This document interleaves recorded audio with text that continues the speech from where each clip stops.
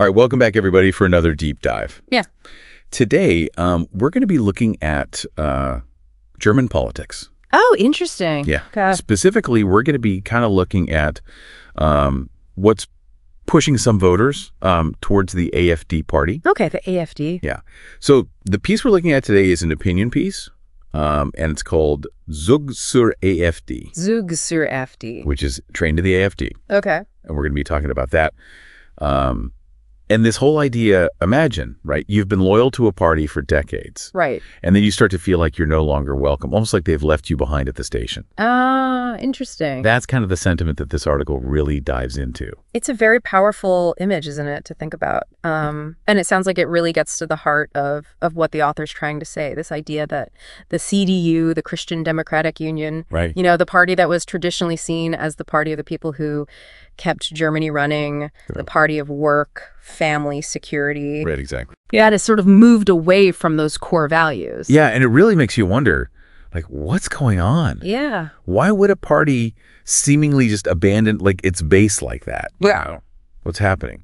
Well, and the author really goes into this. He says, you know, instead of holding on to those core principles, the CDU kind of went in a different direction and started looking for affirmation, you know, from a different group, what he calls the intellectual milieu of the cities. Ah, interesting. So, you know, academics, journalists. Right, right. The people who are often seen as setting the tone, right, for what's considered modern. Right. And that really creates this kind of tension, I guess, because... Yeah, because it's like you're setting up this contrast right. between what the CDU is now saying is modern and the values of their traditional voters. Yeah. And the author even uses some pretty strong terms, you know, words like backward, provincial, even reactionary. It's almost like. Wow. Yeah.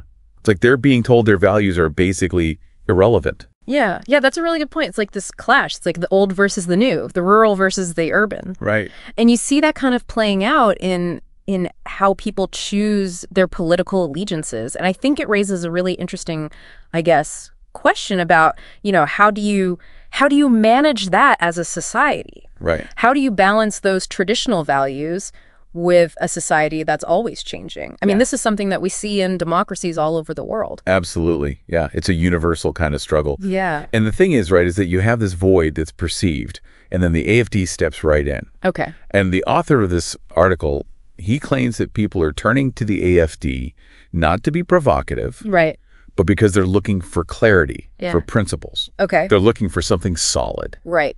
And they see that the AfD is addressing things that they're concerned about, you know, like border security, like safety in their everyday lives, respect for, you know, what they've worked for and what they've accomplished. Yeah. And those issues, I mean, those resonate with people who feel like they haven't been listened to. Yeah, absolutely. It's really fascinating, you know.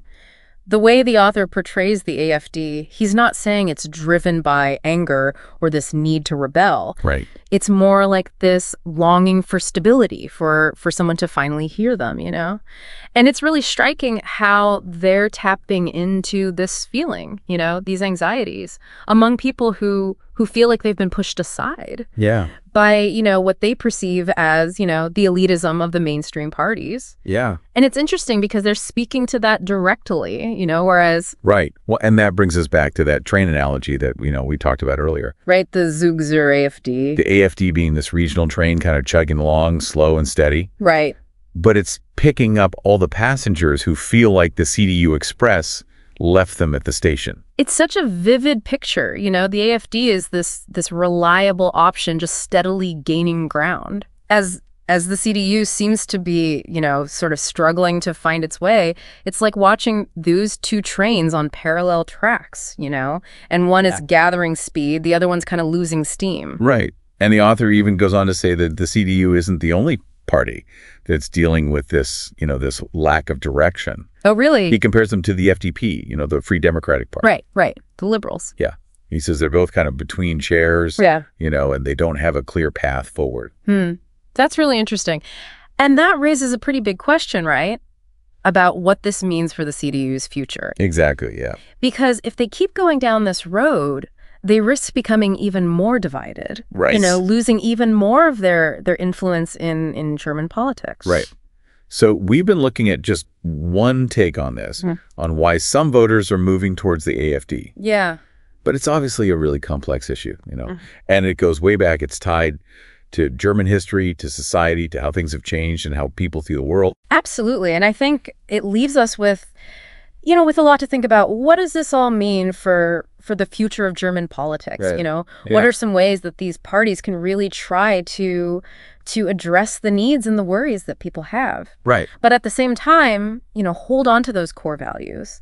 And how do you bridge that gap? How do you bridge the gap between tradition and progress? I mean, these are huge questions, and they're not just limited to Germany. Absolutely. These are questions for all of us. Well, thank you all for joining us on this deep dive. Hopefully this has given you all some interesting things to think about when it comes to, the changing political scene in Germany. Yes, it's fascinating. It's very dynamic. Yeah. And it's constantly changing. And this is, of course, just, one small piece of that puzzle. Just one perspective. Exactly. Yeah. Yeah, very interesting. Thanks for joining us. We'll see you next time.